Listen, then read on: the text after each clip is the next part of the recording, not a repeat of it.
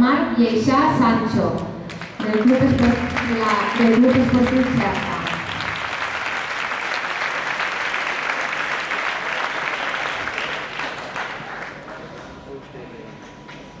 En segon lloc, Cristian Gisbert Verdú, de la UEC Tortosa.